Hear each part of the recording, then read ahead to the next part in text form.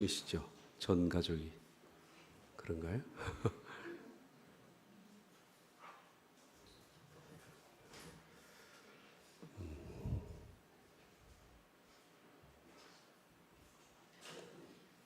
사도행전 1장 8절 다 같이 읽겠습니다.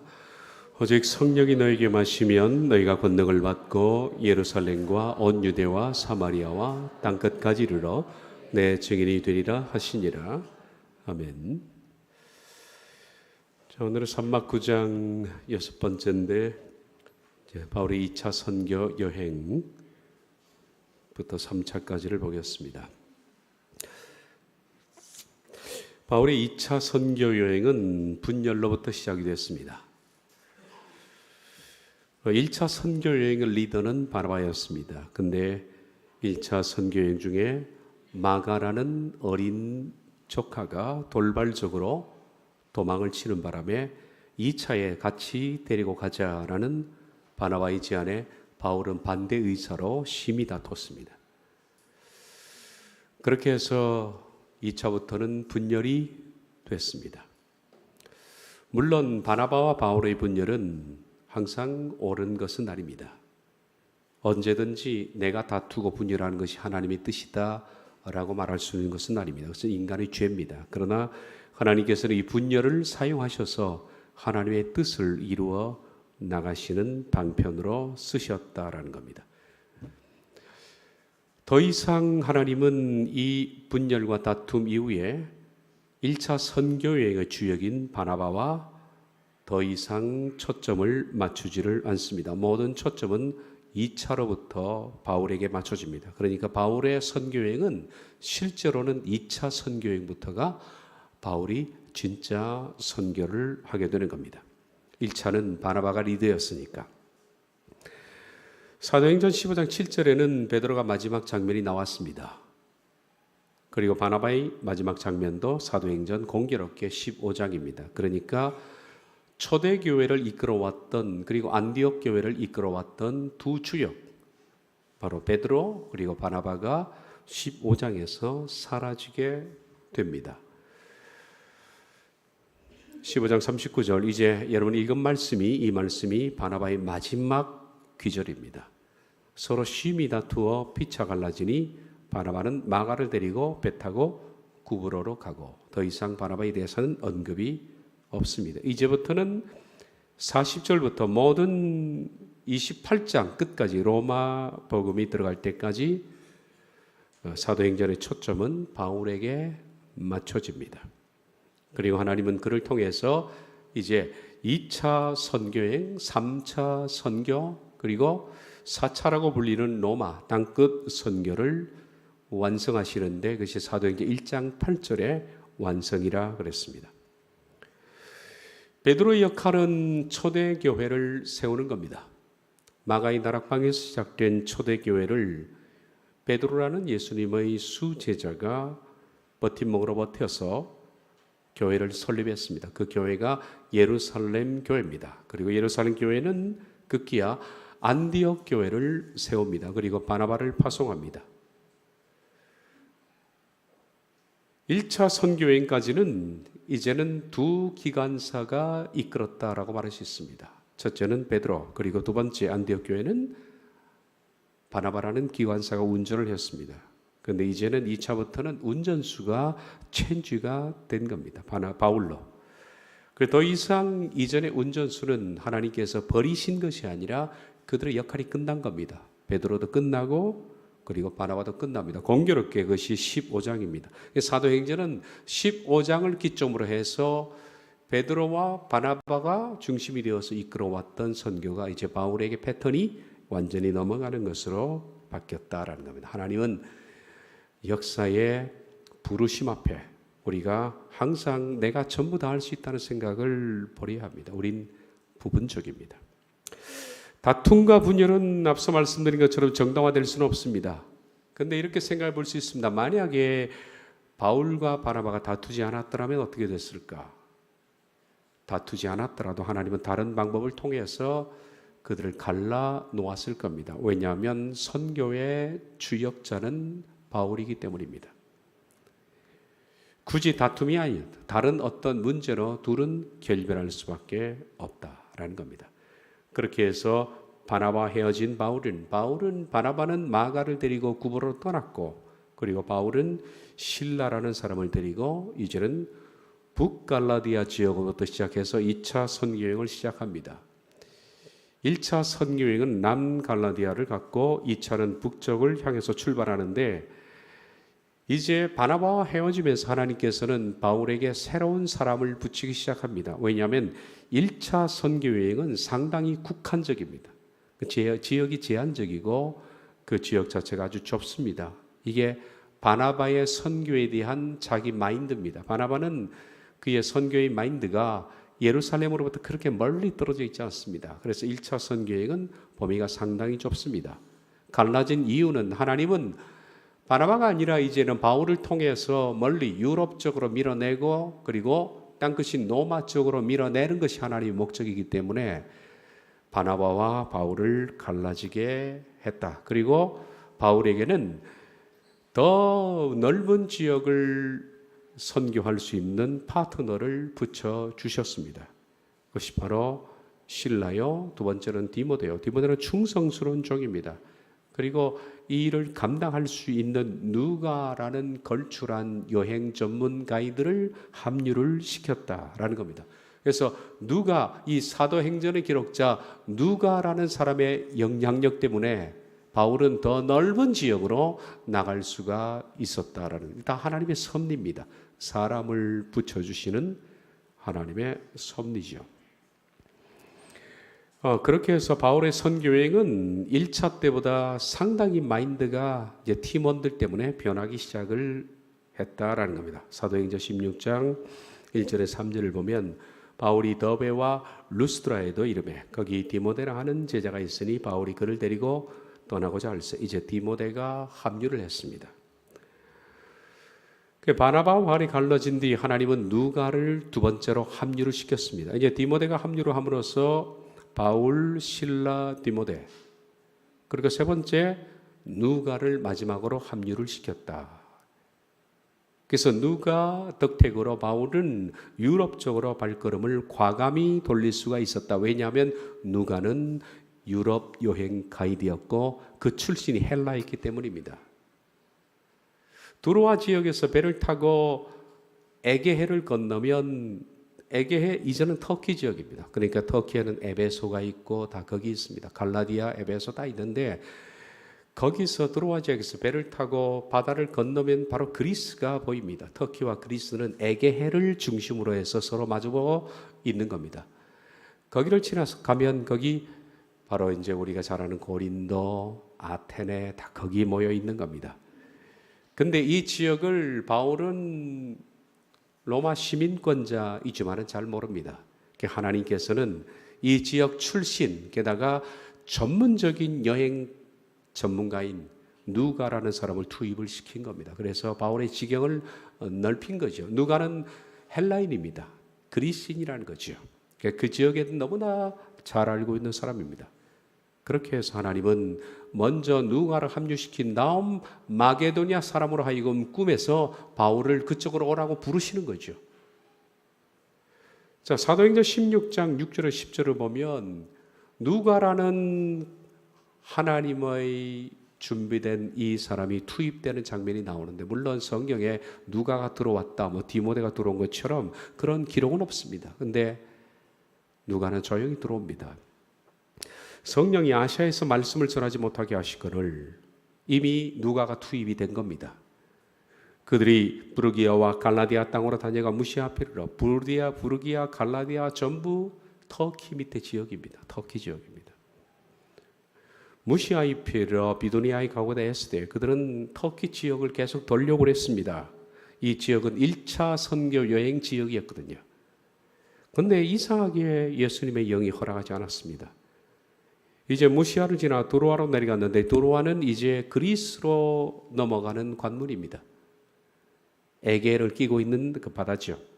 두로아 지역에 갔는데 밤에 환상이 바울에게 보이니, 마게도니아는 그쪽 지역입니다. 이제 두로아를 지나면 유럽의 첫 성이 시작되는 그쪽으로부터 시작해서 그리스 지나고 로마 지나고 왜 그리스가 로마가 땅끝이냐 하면 로마를 지나면 뭐가 나옵니까? 거기에는 진짜 땅끝이 나옵니다. 지금 포르투갈 아닙니까?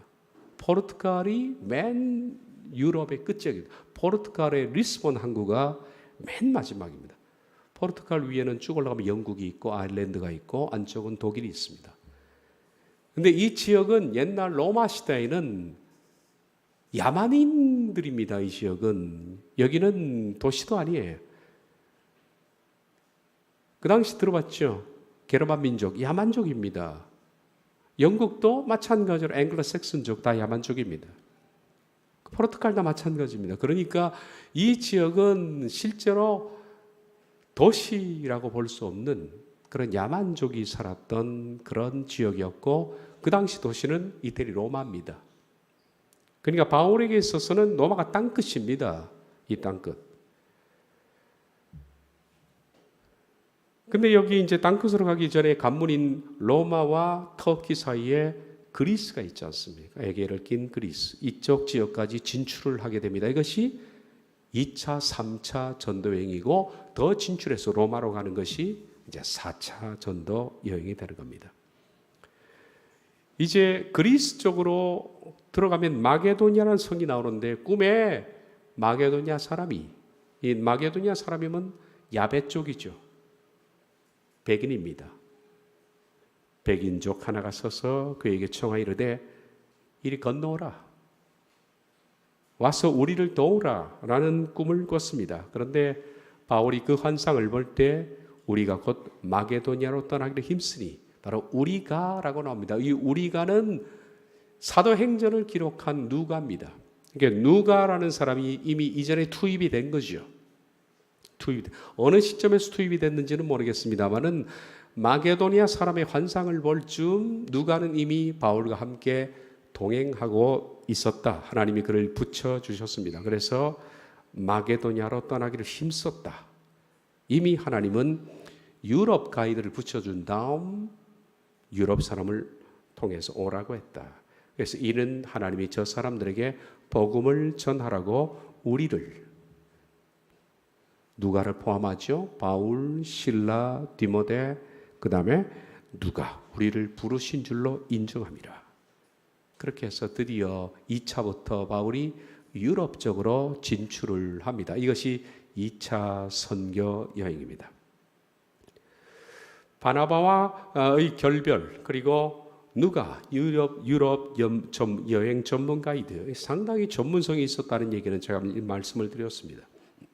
합류로 2차 이방 선교여행은 많은 변화가 이제부터 예상이 됩니다.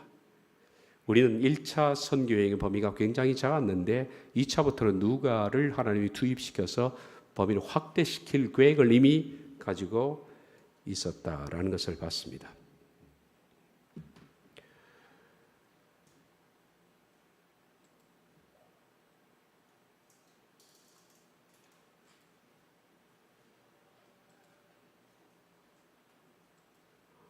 말씀드린 것처럼 이쪽이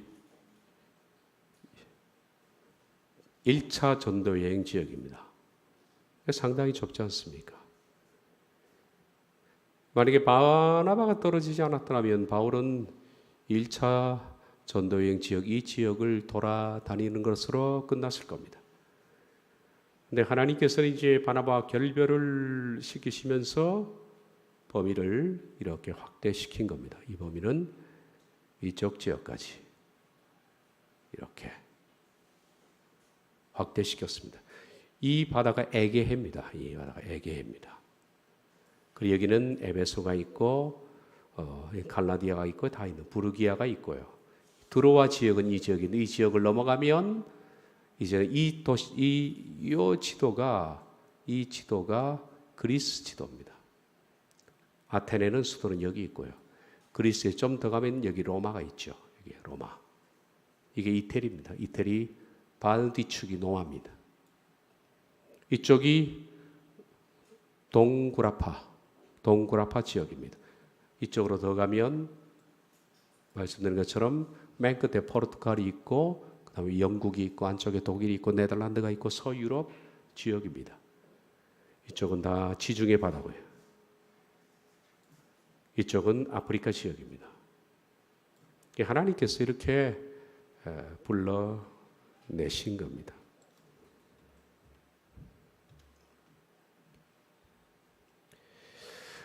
바나바와 바울이 결별하지 않았더라면 2차 선교여행 역시 1차처럼 그냥 예루살렘을 중심으로 해서 좀 더 넓은 지역을 맴돌다가 끝났을 것이다 라는 겁니다. 하나님께서 땅끝으로 부르시는 그 목적을 이루지 못했을 것이다 라고 생각합니다. 그런데 2차 선교여행을 1차를 갔다 온 뒤에 바나바가 리더입니다. 바나바가 바울과 함께 계획을 합니다. 계획을 할 때에도 계획서를 보면 1차 선교여행 지역을 다시 돌아보자는 것이 바나바의 목적이었습니다. 그리고 바나바가 리더였기 때문에 그렇게 됐을 겁니다. 15장 36절을 보면 며칠 후에 바울이 바나바들에 말하되 우리가 주의 말씀을 전한 각성으로 다시 가서 형제들이 어떠한가 방문하자 하자. 이대로 갔으면 1차 선교여행을 다시 리바이벌을 하는 것으로 끝났을 것이다. 그러자 바나바가 마가를 데리고 가는 문제 때문에 바울과 다퉈서 결별하게 되자 하나님은 누가를 투입시켜서 선교 범위를 유럽 쪽으로 끌어내시는 것이 우리가 지도상 볼 수 있는 부분입니다. 이제 2차 선교여행부터 대단히 진취적인 사람으로 멤버를 하나님 바꾸셨습니다. 바울 그리고 충성이라 그러면 목숨까지 내어놓는 디모데라는 바울의 정말 오른팔이죠. 디모데. 그리고 유럽 전문 여행가 누가 그리고 충성스러운 실라 이렇게 하나님께서는 멤버를 바꾸셔서 바로 그들로 하여금 1차 선교여행 지역에서 벗어나서 2차로 끌어내셨다. 말씀드린 것처럼 이렇게 아시아에서 복음을 전하게 막으셨고 밤에 마게도냐 사람이 바울에게 우리에게 와서 복음을 전해달라 그렇게 도움을 청하는 것을 보고 바울의 일행은 우리를 부르신 줄로 인정함이로라. 그렇게 된 겁니다.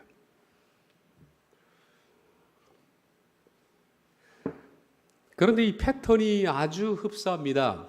제가 사도행전에서 두 패턴을 말씀드렸죠. 하나는 베드로가 걸어왔던 패턴과 바울의 걸어왔던 패턴이 비슷하다. 그것은 하나님께서 사도행전의 1차 주역자인 베드로에게 하나님이 역사하셔서 했던 일과 두 번째 그 패턴이 바울에게로 옮겨져서 바울에게 가는 것이 비슷하게 하나님이 그리신 이유는 이제는 하나님이 베드로가 아니라 바울을 통해서 일하신다는 것을 보여주는 하나의 방편이었다 말씀드렸습니다. 이게도 똑같은 방편이 나옵니다. 베드로가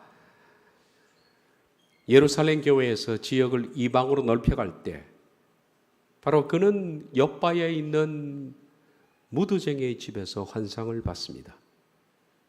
환상의 율법 중에 불결한 음식을 먹어라 라고 해서 그 환상을 보고 그는 이방인 고넬료의 집으로 가게 된 것처럼 바울 역시 생각도 없었지만은 환상 가운데 유럽인이 나타나서 우리를 도와달라라는 얘기를 듣고 유럽 쪽으로 발걸음을 옮긴 것은 베드로를 통해서 지역을 넓혀 나가는 것과 바울을 통해서 지역을 넓혀 나가는 패턴이 비슷하다. 그리고 이것은 사람이 하는 것이 아니라 하나님이 하시는 것이다.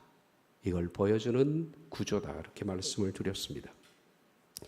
그래서 바울의 일행은 유럽의 첫 성 빌립보 지역에서 루디아를 만납니다. 그래서 환상을 보고 드로아에서 이제는 마게도냐 유럽 쪽으로 넘어갔습니다. 넘어가자 제일 먼저 만난 것이 빌립보입니다. 이 빌립보 지역에 대한 얘기는 사도행전 16장에 나와 있습니다. 거기서 루디아라는 사람을 만났다. 루디아는 사람의 이름이 아니라 그것은 리디아 지역, 그러니까 요즘 말은 청주댁이라는 것처럼 부산댁이라는 것처럼 리디아댁이라는 뜻입니다.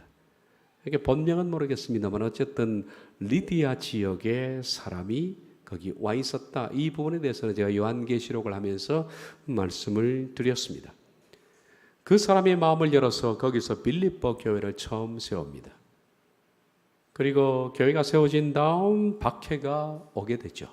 감옥에 투옥됩니다. 그런데 하나님께서 옥문을 열고 그들을 구출해낸 뒤에 쭉 보면 빌립보에서 다음 성인 데살로니가라고 갔고 데살로니가에서 3주 만에 교회를 세웁니다. 교회가 한참 부흥을 합니다. 그 집이 야손의 집입니다. 그런데 또 유대인들이 박해를 해서 너무 겁이 나서 바울의 일행은 야반 도주를 합니다. 거기서 피해서 데살로니가에서 피해서 베레아 지역으로 들어갑니다. 베레아에 갔더니 데살로니가 사람과는 달리 베레아 사람들은 너무 젠틀했다 그렇게 나와 있죠. 그래서 베레아 교회를 세웁니다. 그지만 또 쫓아온 유대인들의 박해로 베레아에서 이제는 우리가 아까 봤던 거기 보면요.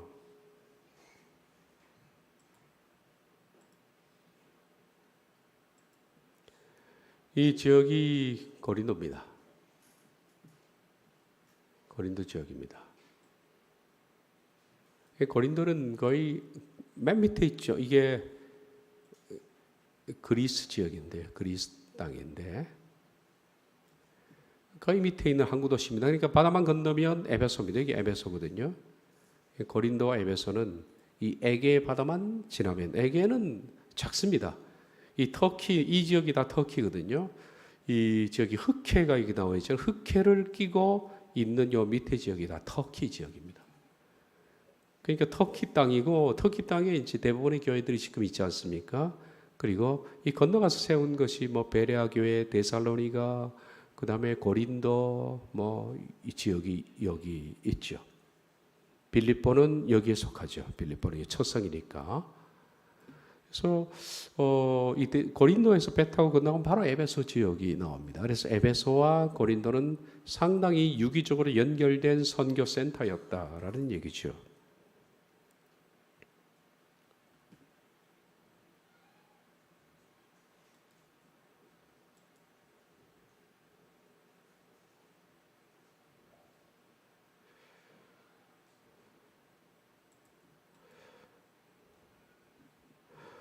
그래서 다 그 얘기입니다. 지금 빌립보에서 위에서 내려오는 얘기입니다. 빌립보에서 들어갔다가 그 다음에 박해받고 데살로니가로 밑지역으로 내려오고 데살로니가 내려왔다가 베레아 내려왔다가 그 다음에 고린도로 내려오는 겁니다. 끝까지 내려오는 거예요. 위에서도 훑어 내려오는 지역입니다. 지금 형국이 그렇게 고린도로 내려왔다가 고린도에서는 마침 브리스가와 아굴라라는 부부가 신실한 부부를 만나게 됩니다. 거기서 고린도 교회를 세웠다.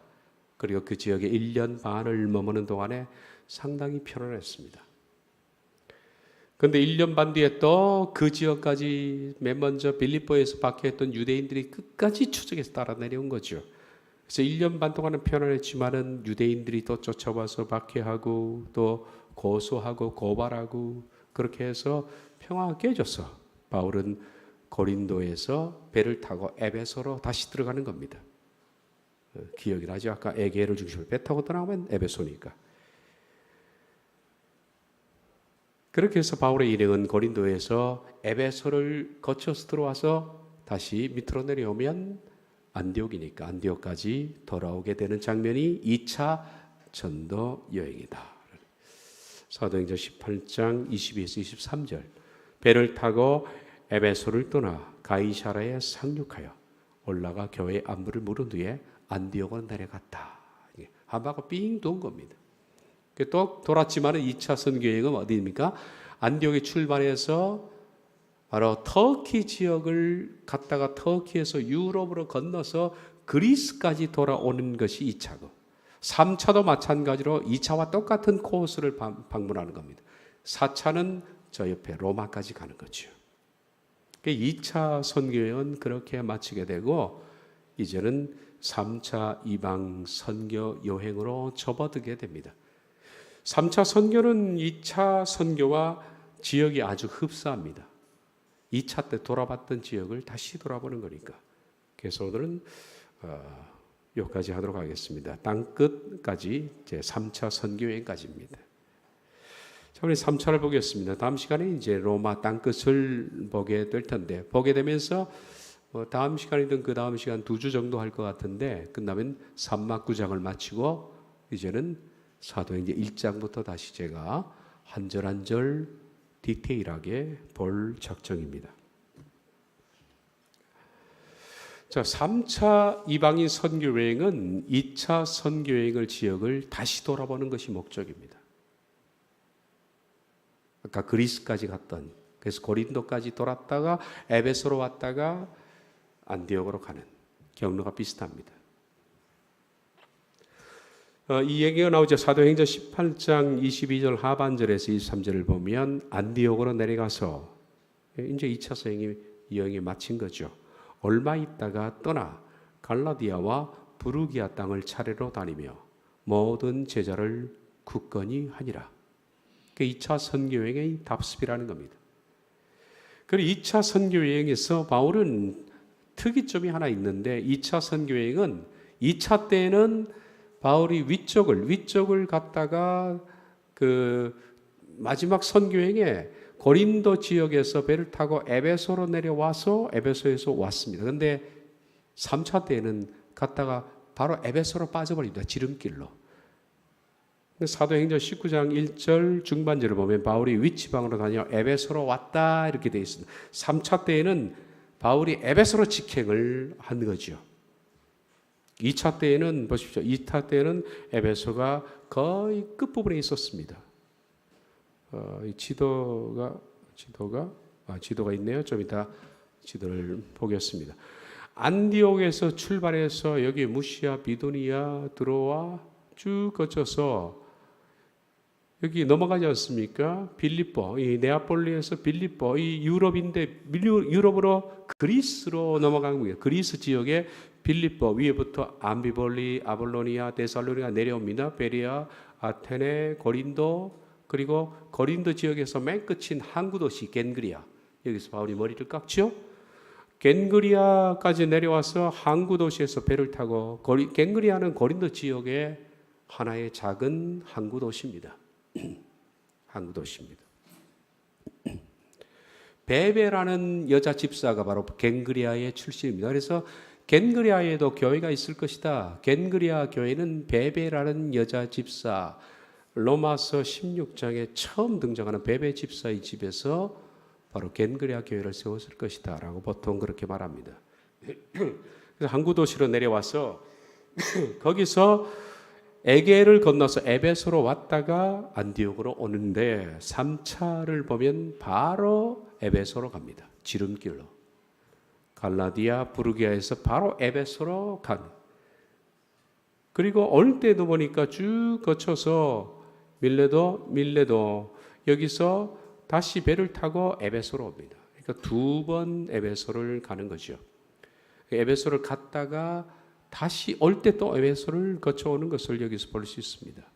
그만큼 바울에게는 에베소라는 지역이 중요했다는 얘기입니다. 여기서 3차 선교 여행의 가장 키포인트는 어디냐? 에베소라는 지역입니다. 에베소. 자, 지도를 보면요. 이걸 좀 제가 확대해서 제가 봤습니다. 지금 이건 보이겠죠? 잘 안 보이나?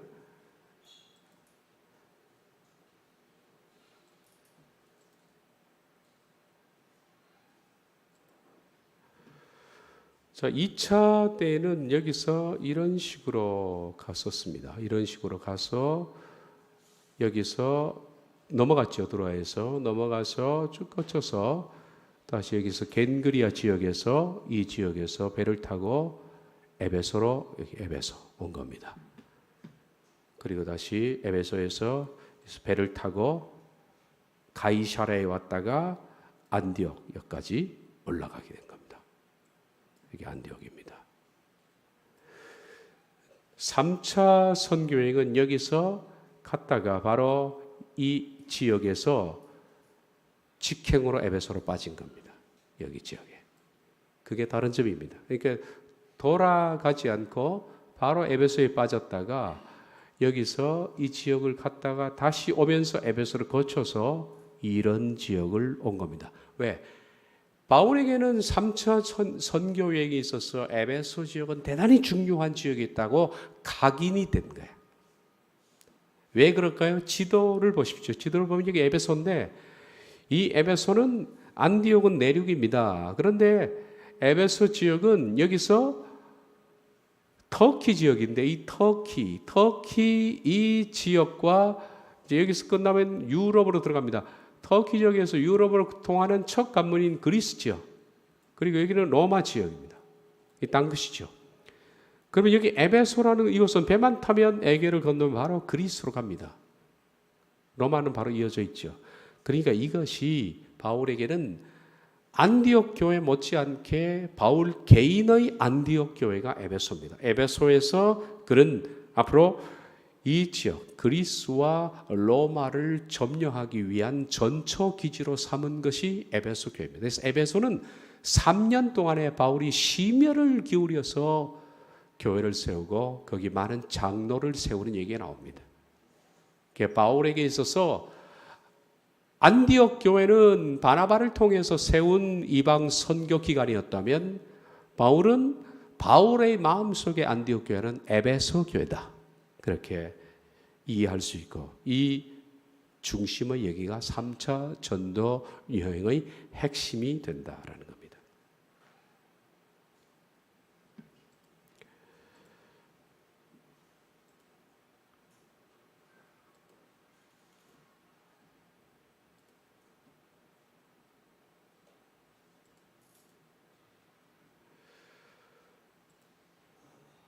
바울이 3차 선교 여행을 시작하자마자 달려간 것이 에베소입니다. 지름길을 통해서 에베소로 갔습니다.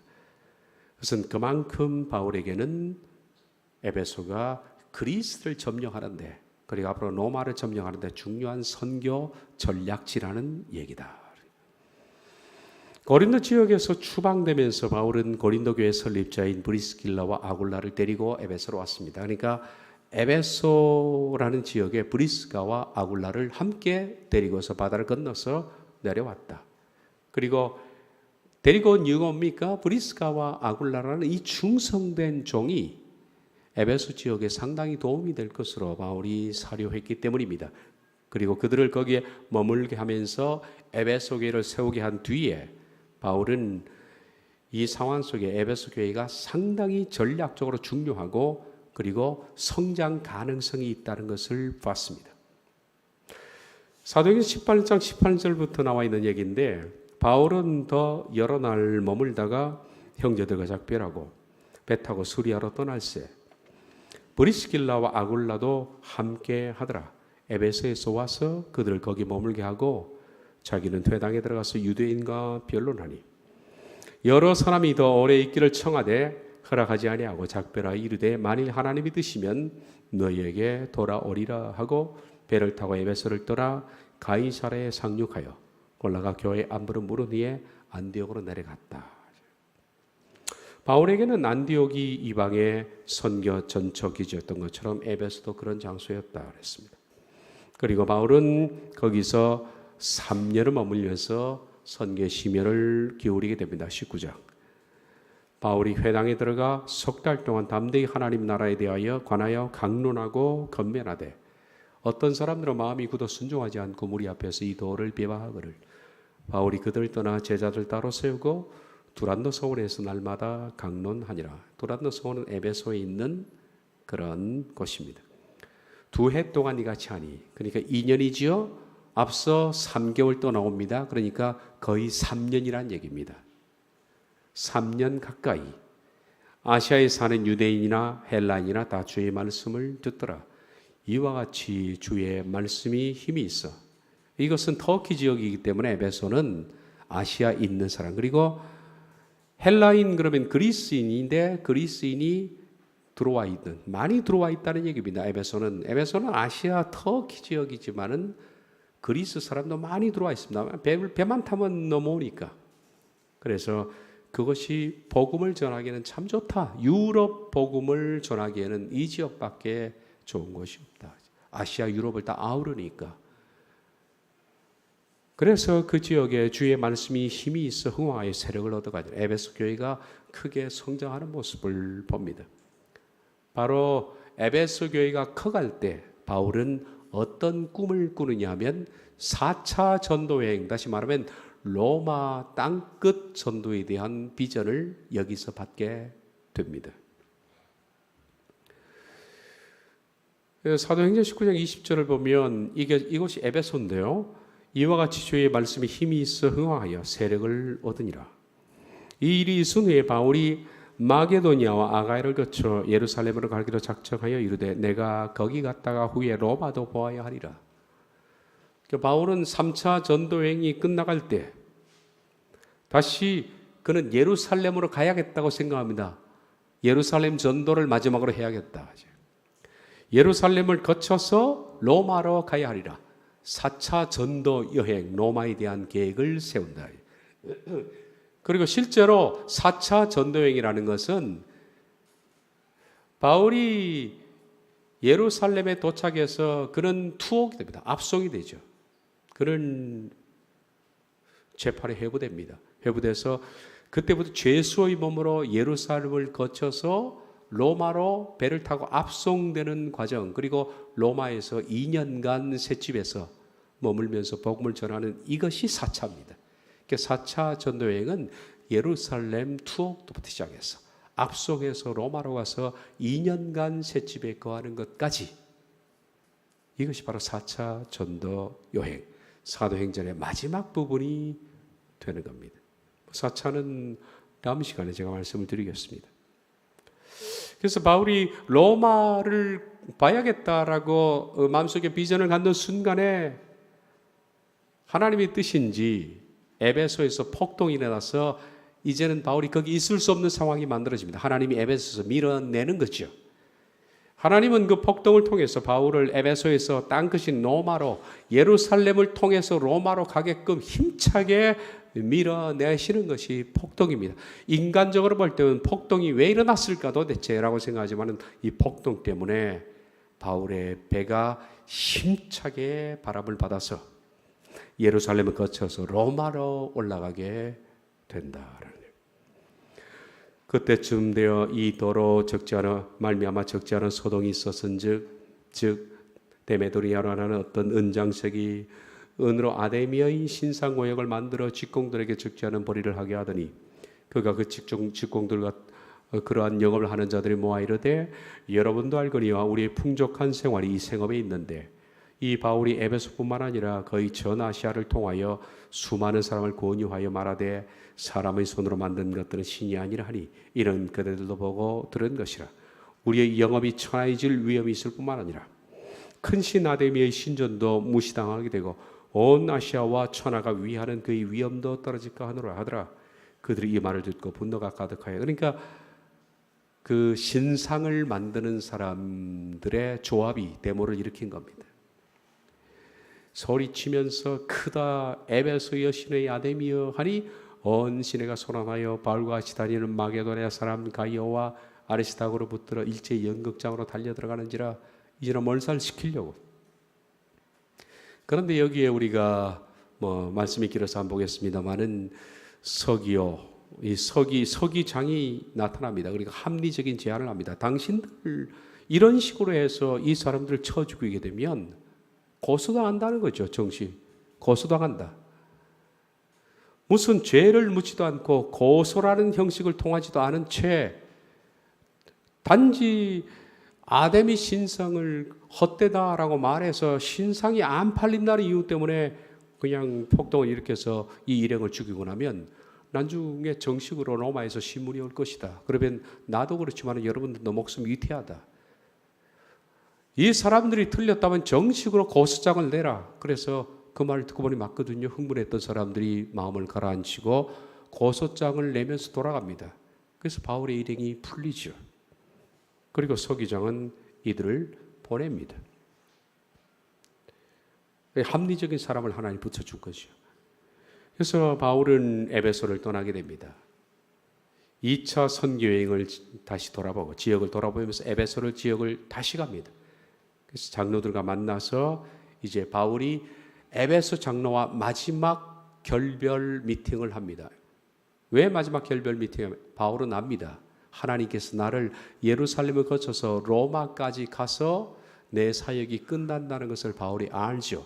그래서 에베소 장로에게 마지막 이별 통보하는 유언적인 설교하는 것이 사도행전 19장에 나와 있죠. 이게 3차 전도여행 마지막입니다. 그리고서 예루살렘으로 가는 거죠. 바울이 밀레도에서 사람을 에베소로 보내어 교회 장로들을 청하니 오매 그들에게 말하되, 이제 바울의 마지막 유언적인 설교를 좀 볼 겁니다. 아시아에 들어온 첫날부터 지금까지 내가 항상 여러분 가운데서 어떻게 행하였는지를 여러분도 아는 바니 곧 모든 겸손과 눈물이며 유대인의 간계로 말미암아 당한 시험을 참고 주를 섬긴 것과 유익한 것은 무엇이든지 공중 앞에서 각 집에서나 거리낌 없이 여러분에게 전하여 가르치고 헬라인과 유대인과 헬라인들에게 하나님에 대한 회개와 우리 주 예수 그리스도에 대한 믿음을 증언한 것이라. 보라, 이제 나는 성령이 매여 예루살렘으로 가는데 거기서 무슨 일을 당할는지 알지 못하느라. 예루살렘에 가서 이제 정말 결박이 되죠. 오직 성령이 각성해서 내게 증언하여 결박과 환난이 나를 기다린다 하시니. 그러니까 예루살렘에 결박될 걸 바울이 안 거예요. 바울은 예루살렘에 가면 결박될 것을 하나님으로부터 듣고 알고 있었다는 겁니다. 결박된 상태에서 땅끝인 로마 선교가 이제는 성취되는 것이 4차라 그랬습니다. 사도행전은 바울의 박해로 교회가 땅끝을 향해 퍼지기 시작했고 바울의 투옥으로 복음이 완성됩니다. 참 아이러니한 구조죠. 바울의 박해로 교회가 스데반이 죽음으로써 땅끝으로 퍼지게 되고 그 박해했던 바울이 회심해서 그가 투옥됨으로써 사도행전은 마친다. 그래서 사도행전은 어떤 의미에서 바울의 박해와 바울의 투옥으로 이루어지는 서신서다라고 할 수가 있다. 내가 달려갈 길과 주 예수께 받은 사명 곧 하나님의 은혜의 복음을 증언하는 일을 마치려 하면은 나의 생명조차 조금 더 귀한 것을 여기지 아니하노라. 보라, 내가 여러분 중에 왕래하며 하나님의 나라를 전파하였으나 이제는 여러분이 다 내 얼굴을 다시 보지 못할 줄 아노라. 이 말을 한 후 무릎을 꿇고 그 모든 사람들과 함께 기도하니 다 크게 울며 바울의 목을 안고 입을 맞추고 다시 그 얼굴을 보지 못하리라 한 말로 말미암아 더욱 근심하고 배까지 그를 전송하니라. 바울은 두로를 거쳐서 이제는 가이사로 내려갔습니다. 그리고 바울이 예루살렘으로 들어가기 직전에 누구를 만났냐면 바울도 알고 있었지만은 하나님이 아가보라는 예언자를 보내서 바울이 예루살렘에 가면 투옥된다라고 말을 했습니다. 21장 아가보라 하는 한 선지자가 유대로부터 내려와 우리에게 와서 바울의 띠를 가져다가 자기 수족을 잡아매고 말하기를 성령이 말씀하시되 예루살렘에서 유대인들이 이같이 이 띠 임자를 결박하여 이방인의 손에 넘겨주리라 하거늘 우리가 그 말을 듣고 그거 사람들과 더불어 바울에게 예루살렘으로 올라가지 말라 고나니. 바울도 알고 있는 거죠. 근데 바울은 사람들은 가지 말라고 말렸지만은 바울이 대답하되 여러분이 어찌하여 울어 내 마음을 상하게 하느냐. 나는 주 예수의 이름을 위하여 결박당할 뿐 아니라 예루살렘에서 죽을 것을 각오하였노라 하니 그가 권함을 받지 아니하므로 우리가 주의 뜻대로 이루어지이다 하고 그쳤노라. 그렇게 해서 바울이 여장을 꾸려 예루살렘으로 갑니다. 여기까지가 3차입니다. 예루살렘 출발까지가 3차예요. 그리고 이제 예루살렘에 도착해서 거기서 결박돼서 신문 받는 과정이 쭉 나옵니다. 천부장 얘기도 나오고 거기에 이제 데오빌로 사도행전의 데오빌로라고 추정되는 사람 총독에게 신문 받고 나중에는 바울이 로마로 압송되는 배를 타고 이제 멜리데 섬을 거쳐서 압송되는 그 장면. 그 유라굴라 강풍도 만나고 마침내 로마에 도착해서 셋집에서 이태 동안의 복음을 전하는 모든 과정 4차 전도 여행인데 이것이 이제 사도행전 3막 9장의 마지막 장 끝입니다. 땅끝 로마까지. 이 부분은 다음 시간에 제가 강론하도록 하겠습니다. 여기까지 보겠습니다. 기도하겠습니다.